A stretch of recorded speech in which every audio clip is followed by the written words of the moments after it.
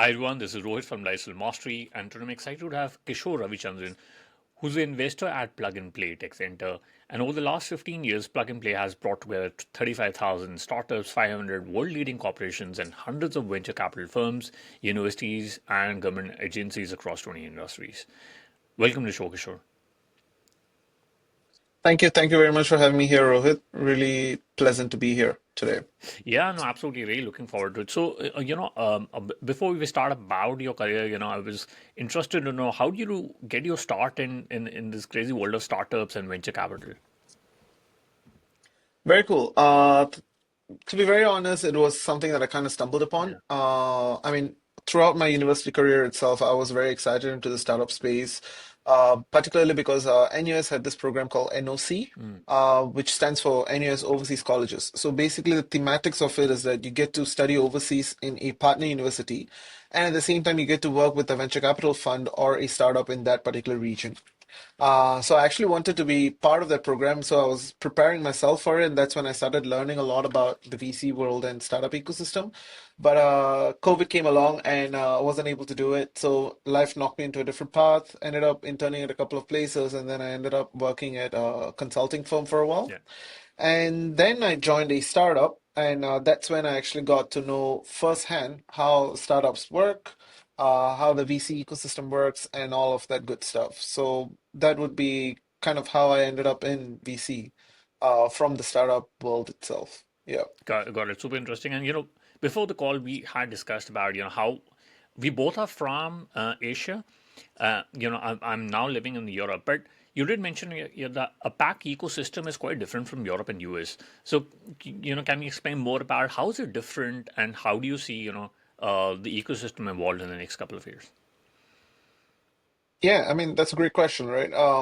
Everyone, when we talk about VC, right, everyone's always talking about the Silicon Valley hype, Yeah. startups that goes to Silicon Valley will succeed and everything, which in most cases is true. I'm not going to deny it.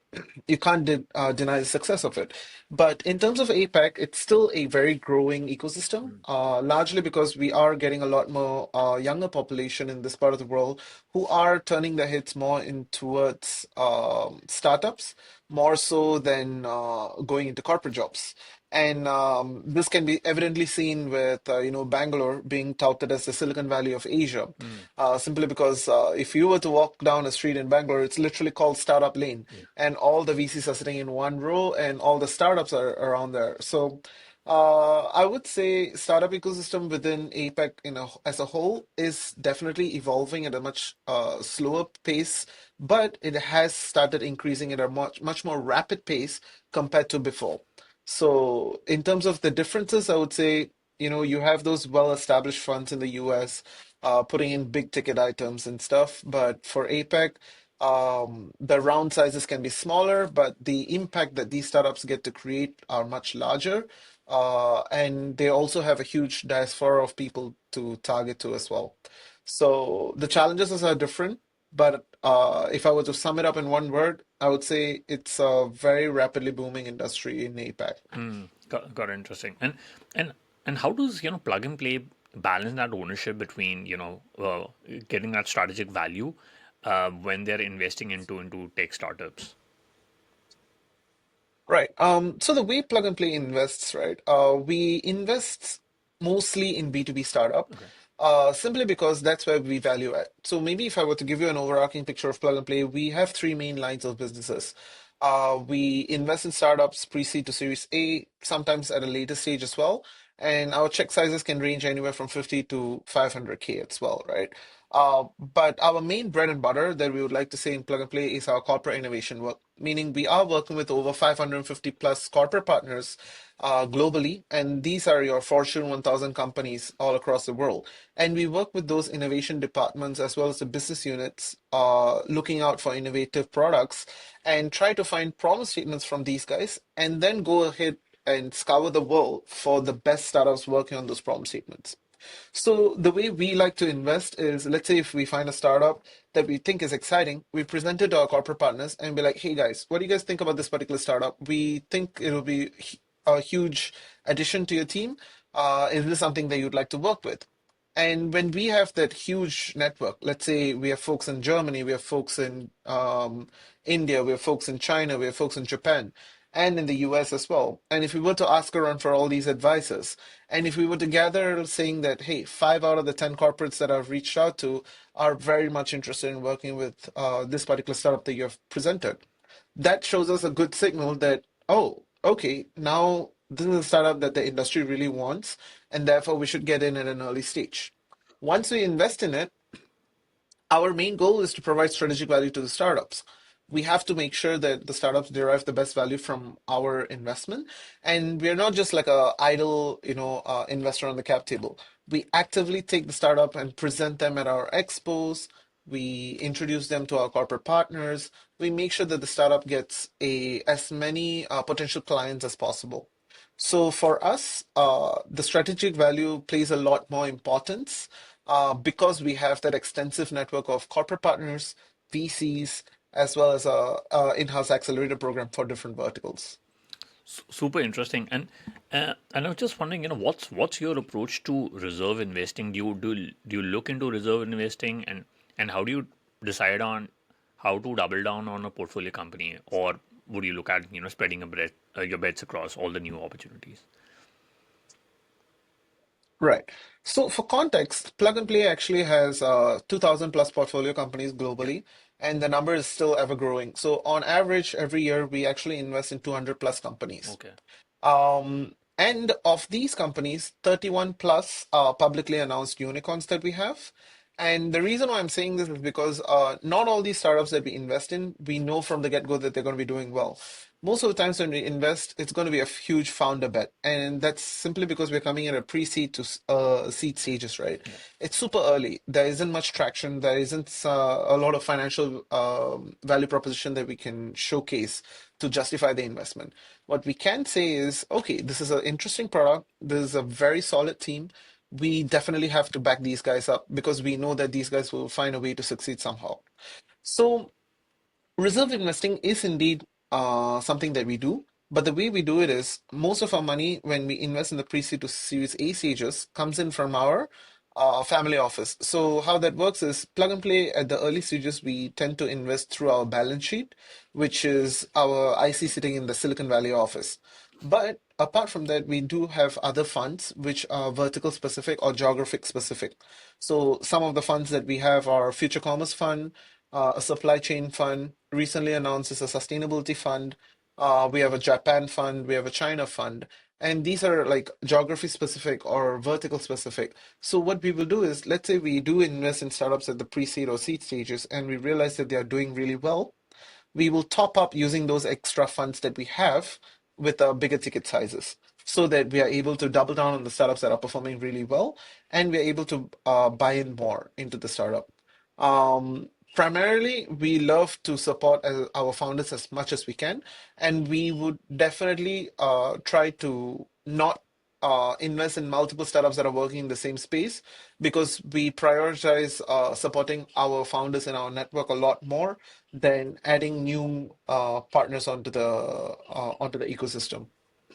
Got it. And before the call, we talked about I got a bit of experience in deep tech startups, but deep tech startups work so differently from other startups. There's a lot more cost involved when it comes to building that hardware and all. But a lot of deep tech startups are growing at a great pace. But what sort of mindset shifts do you think VCs need to have to succeed in deep tech investing? I think you're right. Mindset shift is something that we definitely need. And to be honest, it's more of a paradigm shift in itself, right? The reason why I'm saying that is because 10, 15 years ago, investing in B2B SaaS companies was the big hype. Yeah. That's how you got a whole generation of Facebook, Instagram, I don't know, Android, et cetera, et cetera. And these companies did very well. Like we cannot deny their value proposition for the world. But the era of deep tech investing has come into play simply because we've realized most of the startups that do B2B SaaS nowadays are just giving incremental changes or incremental improvements into existing available solutions. So if we were to think about it 15 years later, one of the things that's going to be really, really important for folks like ourselves, right? Um, Energy production, um, raw material sourcing, electrification, things like maybe if you're talking about nuclear energy, like how do you produce clean energy? Like these are technologies that have the potential to revolutionize the way we live in. And the whole idea of VCs was started to in support these kind of companies and back them so that we have that wealth or abundance of support down the road. And somewhere down the road, come to realize we've started prioritizing profits a lot more than new technologies. And that's why you've had this whole wave of B2B SaaS startups. But my personal thesis is that 20 years later, B2B SaaS startups are not going to be the hype anymore. It's things that are going to be actually revolutionary. It's going to be solutions that are actually going to be impactful to the way we live, which is why there's a lot more deep tech VCs that are coming out nowadays. VCs that are investing more into frontier technologies or sustainability or smart futures. And that is a testament to showcase that there is a trend moving towards deep tech down the road. It's just something that we need more VCs, especially the ones with marquee names, to be backing a lot more. Got it, interesting. And since you invest really early into tech startup, be it pre-seed and seed, how do you prioritize between founders and market when looking at investing into these markets? Right. So when we invest in pre-seed or early stage companies, right, we primarily look at three different things. The way I like to call it is the three T's: team, Yeah. technology, and traction. So team means who are the founders? What is their background? What kind of startups have they done before? Uh, do they have complementary skill sets between the team members? You can't have three CTOs on one team, right? It would not go anywhere. Same way, you cannot have three CEOs on one in one company. You need to be having folks of complementary skill sets in order for that particular team to be able to deliver a particular product. So team is something that we heavily emphasize on at the pre-seed stages because investing in a great idea is very easy because everyone has an idea these days. But investing in a great team and having that team want to work together and that to work together as a well-oiled machine, that's a completely different thing altogether. So looking out for these guys at the early stage is very, very important. And then that's when we talk about technology. So for myself, when I look at deep tech companies, I really want to see startups that have a lot more IPs, patents, technologies that they have which are very, very unique that have the potential to be disruptive. That excites me a lot more. And at the same time, when we talk about traction, it's where you talk about marketizing and how many POCs you've gotten, how many LOIs you've gotten. All these things come into a factor of making a decision. I mean, these are the main three things that we look at, but there are obviously other metrics that we look at as well. So if you ask me between founder and market, which I would prioritize more, I would always go for the Yeah. founder because like I mentioned before, finding the right team to deliver on a particular product is a lot more harder than finding the right market. So betting on the right team is a lot more crucial in my perspective. Got it. I just want to follow up on the traction part, especially when it comes to pre-seed and seed. You mentioned about how many POCs or LOIs they would need to have, but does revenue also count, or is that something which you don't look into it not too seriously? Obviously, it's going to be good Yeah. if you have Yeah. revenue. That's great if you have it, right? No one's going to say no to free Yeah. money. But my take is if you are at the pre-seed or seed stages, you probably haven't gotten around to finding a product market fit yet. That means you still don't necessarily have a recurring revenue that you can produce. Yeah. Um, at a later stage. So what happens is there's a chart that we look at, right? At pre-seed and seed, your revenue matters lesser. But as you go into Series A and Series B, there are metrics that come along which becomes a little bit more important. So these include things like your product market fit, getting your recurring revenues. Are you scaling fast enough? Do you have enough geographies that you can cover? So those are things that we look at later stages. At the early stages, the three T's are something that we would really love to focus on a lot more than the rest of the metrics.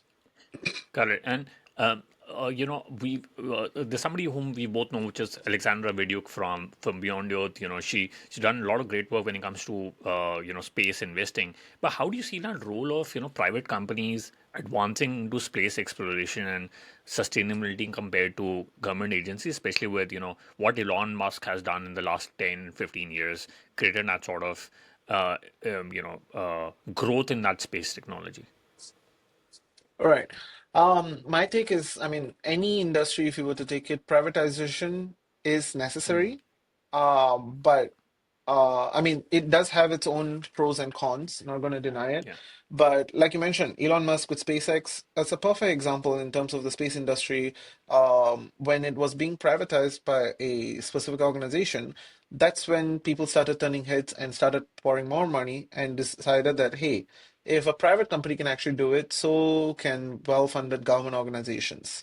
So, I mean, space exploration is not new, right? Yeah. We have been doing this for over 50, 60 years before. True.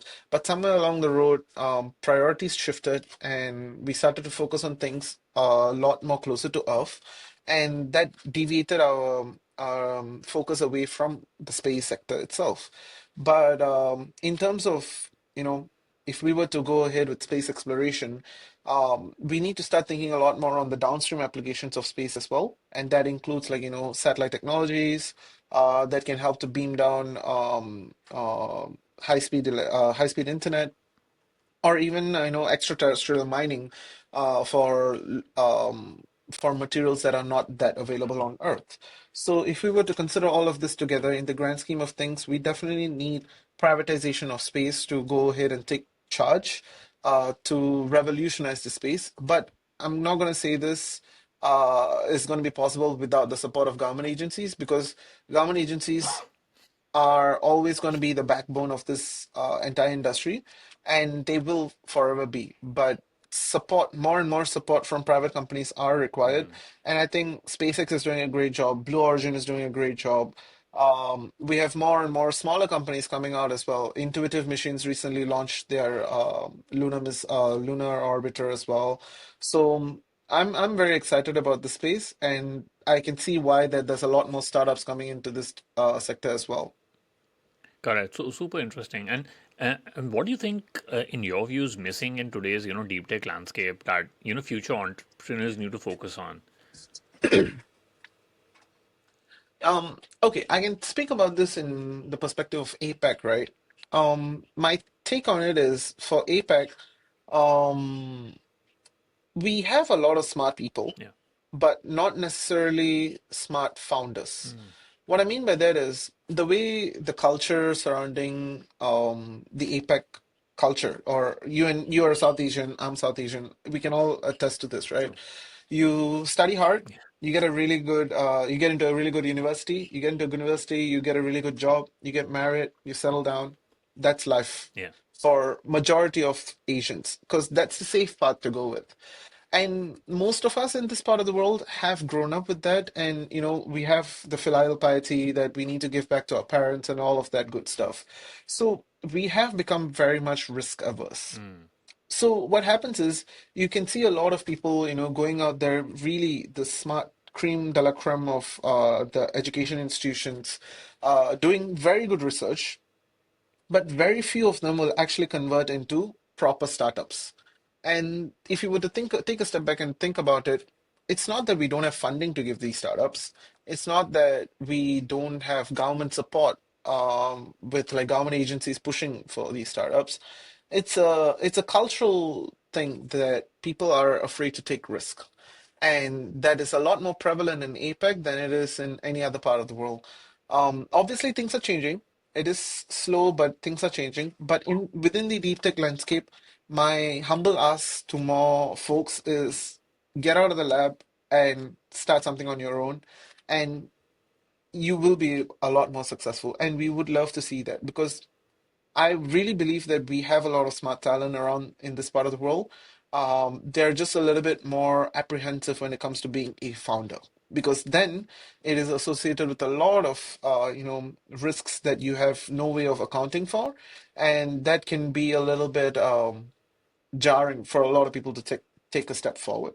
But that's where people like us, people like the Enterprise SG government agency in Singapore, um, global agencies as well are there to support you guys, and we would want to do this for you guys, but we need that effort from you guys in the first place so that we can do the supporting and taking you forward to the next step. Yeah, no, absolutely. I think you're absolutely right that things are changing, but we need a lot of support, a lot of that sort of risk-taking ability from the founders to solve some of the biggest problems. And when it comes to market sizing, what are your views on it when when you look into evaluating startups? Because when Uber had launched, they had a small market size, but it somehow expanded. But do you think market sizing metrics are often misleading or irrelevant when it comes to early stage investing? I mean, if I were to be very frank, if you were to do your TAM, SAM, and SOM, Yeah. to do market sizing for a particular product that you're building, it's all numbers that you're pulling off data that someone else has probably done. Some of your marquee consulting companies, or some of your data maker companies, right? Um, Truth be told, they might not exactly always be relevant, or they might not exactly be accurate, which means whatever you're doing is a lot more of guesstimate work than it is an actual um, proper market sizing. So the way I would tell my founders to do market sizing is do it both top down as well as bottom up, and you will have a little bit of a gap between the two. Whatever number that comes in between the both is a lot more accurate to what you're planning to do in terms of actual market sizing than just doing one way. So for me, if you were to ask me market sizing for startups at the early stages, it's a vanity metric at the start. Like, you will never know how big your product can actually become, right? You mentioned Uber, when they started like that. Same in Asia, Southeast Asia, we have Grab. Yeah. It started off as just as a direct competitor to Uber, but now has become a super app. They do buy now, pay later. They do food deliveries. They do grocery deliveries, etc., etc. Right? So you will never know where the journey of your startup will take you. So market sizing can sometimes be limiting, but it gives you a little bit of a north star of how much you're working towards. So you need to think a little bit bigger, and also be a little bit more optimistic about your numbers. Correct. And what has happened in the last couple of years is, especially in the era of 21, 23, there was a lot of funding which had happened, but somehow AI had come over. But how the VC cycles works is like it's a 10-year fund, but it's taking 15 years to get that sort of exits, or even the IPOs haven't happened in the last couple of years. But do you agree that a lot of VC firms are effectively walking dead, but they haven't realized it yet, or do you think the whole VC ecosystem is going to change? Right. I wouldn't say Walking Dead per se. My take on it is they came in with a certain amount, certain Yeah, thesis, and it worked for that generation. 2021, like you mentioned, was the peak of VC yeah, investing. Everyone was investing left, right, center, and so many deals were getting closed. But what they've come to realize is a lot of these deals were, in fact, not how they viewed their thesis was going to go down. So many VCs have realized that they were wrong in their investment thesis, and that has led them to, having a lot of yeah. failures in the kind of ventures that they have backed.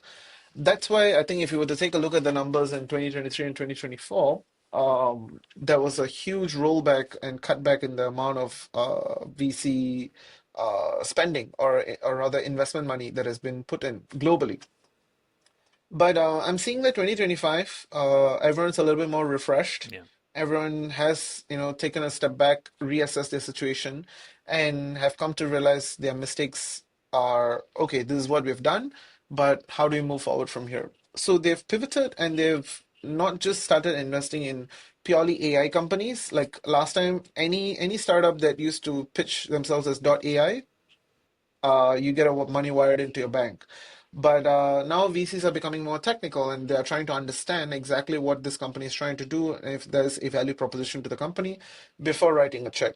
So, in 2021, if you were to say I have 10 LOIs from five companies, you have easily $5 million wired into your company. But now LOIs are not sufficient enough to convince a VC. Asking people, whether they would pay for your product. What's your interest rate? What's your interest level check? Is a lot more important, and getting paying clients is becoming a lot more important for VCs to say, hey, okay, you have someone who wants to buy your product. Let me now back you. So I know this contradicts a little bit to me saying earlier about the revenue metrics and Yeah. stuff, but it is a matter of fact, right? As much as you would like to say we don't want to prioritize revenue, if you can show one or two folks who actually want to pay for your product, that shows that there's a green signal from the market that someone actually wants to buy your product. So ideally, we would like to, look at those kind of companies a lot more. And yeah, I would say VCs have taken a step back, reassessed Yeah. situations, pivoted into something new, and I'm looking forward to how 2025 is going to turn out because it seems quite exciting from right now, to be Yeah. honest. Yeah, Yeah, no, absolutely. I think there are a lot of tools like Cursor and Lovable and Replit, which have I think Cursor is one of the fastest growing startups with $100 million ARR with I think only 20-30 yep, employees. But do you see that is going to happen a lot more in next coming years, even from APAC? of course, of course. I mean, with the advent use of AI, right? What we're seeing is last year and last year was all about who can create the best LLM. Yeah. Now the focus has shifted into who can use the LLMs to create the best agent for a particular work. Mm, So agentic AI is the talk of the town right now, and everyone's looking forward to seeing what is the agentic AI that's going to come out on yeah. top. So if I were to say that being the metric that or the go-to that we're looking towards, even within APEC, I'm pretty sure down the road we're gonna see very, very lean teams, and these companies turning out with multi-million dollars in terms of revenue soon enough. And I know this is something that probably Naval Ravikant actually mentioned in a couple of months ago during one of his interviews that you're going to see startups which have less than two or three Yeah. employees and they're going to become $100 million in revenue soon enough. And I do agree with him because I can see the value proposition in which AI is being utilized for nowadays. Everything can be automated, be it replying emails or taking notes. A lot of these folks that you initially needed to have in your team who are going to be cost centers for you are now no longer that cost center. So things are becoming cheaper for founders, and I would say things are actually looking up down the road. Got it. And interestingly, like you mentioned, AI has helped a lot of people. But what qualities do you believe are still crucial for founders to succeed in today's market, especially when it comes to deep tech and AI? So if I were to be very blatant and frank with you, right? For for deep tech, obviously there's going to be a long terms of ROI. Yeah. There's going to be a lot of hours spent in the lab trying to prove a particular product works, to make sure that you get those patents filed in and make sure that you get those patents in. Um, so if you ask me what are the qualities that I would say is necessary for these kind of founders, one, they need to be very, very uh, assured of themselves that they are doing the right thing and they're going the right direction. And that takes a huge amount of conviction in their product. One thing I would tell any founder is don't build a company if you don't have high conviction of in your product. If you cannot say with the like you close one eye and you're like, okay, would I pay everything that I have into this particular product? And if you cannot say yes, then don't build it because that means to say that you yourself cannot be convicted to say that this is a particular product that you would spend that amount of money for. So why are you expecting a third party to pay to buy your product? So that's one. Second thing, I would say conviction being one thing, but the second thing is being a cockroach or having that cockroach mentality. What that means is oftentimes you're not going to be able to raise money when you thought you're actually going to be raising money, and you're going to have a lot of issues when it comes to trying to sell your product because not everyone's going to understand what you're trying to build. And you are going to receive a lot more no's than yeses when you're initially starting out from scratch. But the one thing that's going to keep you going is because you have the conviction, you want to continue pursuing this opportunity, you will not give up. So that cockroach mindset needs to be present in founders. If you are someone who likes to give things up easily, being a founder is not for you, unfortunately. But yeah, like that, these are the qualities that we look at founders for at the early stages because we really, really need them to be folks with extreme mental capacity that they are not just folks who are doing it for clout. Because a lot of people now just want to be a founder and put it up on their LinkedIn, like, oh, look at me, I'm a founder and I'm a CEO. But there's a lot of back end work that needs to be done and a lot of homework that needs to be done on your part as well. So, yeah, I would say these are my two things that I would look out for founders as qualities as part of them. Yeah. Got it. I mean, you talked about founders, but how about investors? What do most investors have overlooked in the last 10 years investing into deep tech space that they should be paying more attention to, and which are the sectors that you are very bullish on? Mm. I mean, since you asked me about space, I would say I'm very bullish about Yeah, space. I think we are going to probably see the most amount of growth in this sector maybe in the next 10 to 20 years than we've seen in the last 60 or 70 years prior to that. Simply because the applications in which space technologies can be used for the current day and age is a lot more than it used to be before. Um, but even when we talk about space, right, it's not just about, the exciting stuff like setting up a gas station on the moon so that we can go and explore other planets. That is it's a great thing to do, but it's a moonshot kind of a thing. But talk about the downstream applications. Laser beaming down internet. We have companies in Singapore. There's one called Trend Celestial by Rohit Jha. Fantastic company. They're working on laser communications for on from orbit to Earth. Those guys are doing a really good job. Then we also have, companies that are looking at surveillance, be it in terms of like, predicting when the weather patterns are going to, cause a forest fire, or there's going to be a drought, or something along that line. City mapping. There are so many new cities that are congested, or old cities that are congested. How do you then, replan the city such that things are a lot more smoother?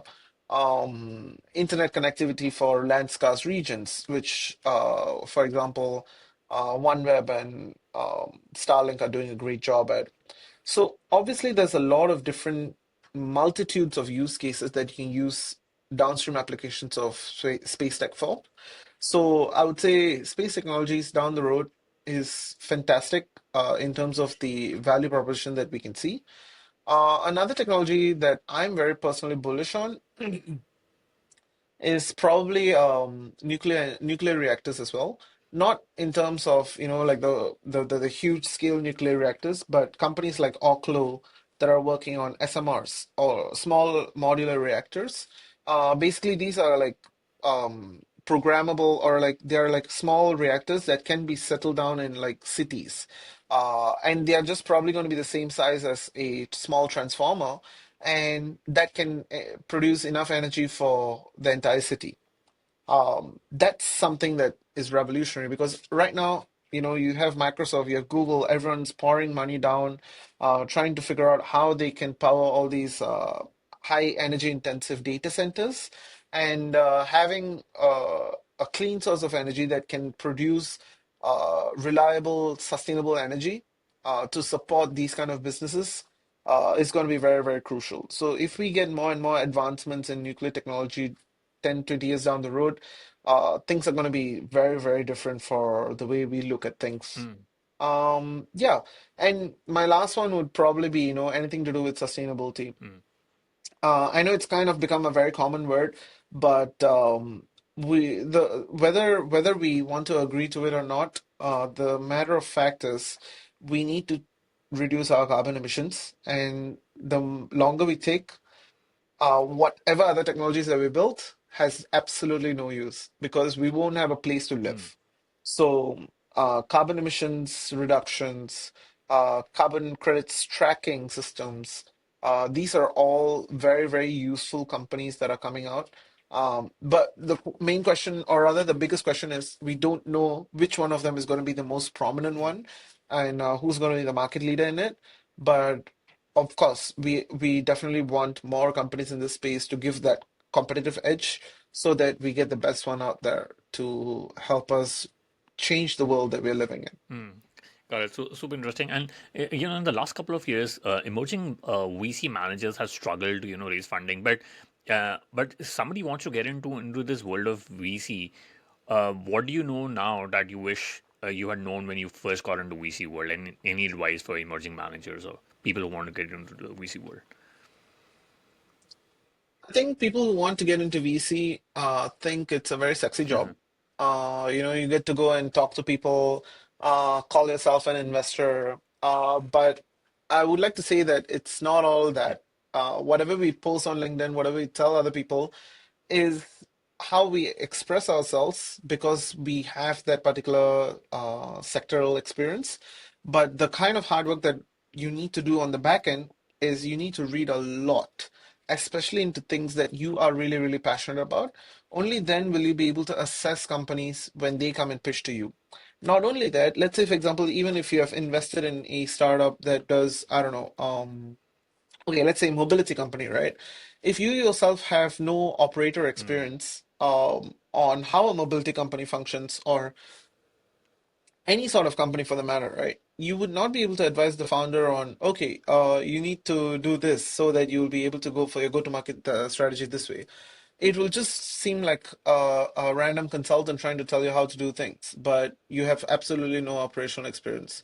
So being a VC comes with a lot of knowledge that you need to acquire, whether you get your degree in it or whether you just go and consume as much knowledge as possible in that particular sector.